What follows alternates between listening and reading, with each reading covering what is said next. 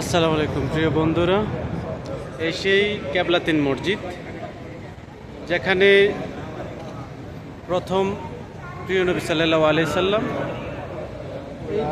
এই দিকে অবস্থান করে নামাজ পড়তেন। এটা ছিল বাইতুল আকসার দিকে, বাইতুল আকসার দিকে মুখ করে নামাজ পড়তেন। তখন ওইভাবে নামাজ পড়তেন।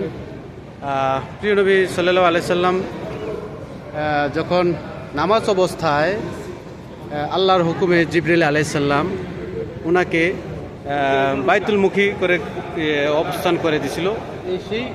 এই সেই দিক, এটা হচ্ছে কাবা শরীফের দিক। হ্যাঁ, ইনশাআল্লাহ ও তাআলা যতদিন মুসলমান বেঁচে থাকে কিয়ামতের আগ পর্যন্ত ওই দিকেই মুখী হয়ে নামাজ পড়বে, হেরামের মুখী হয়ে, কাবা শরীফের মুখী হয়ে।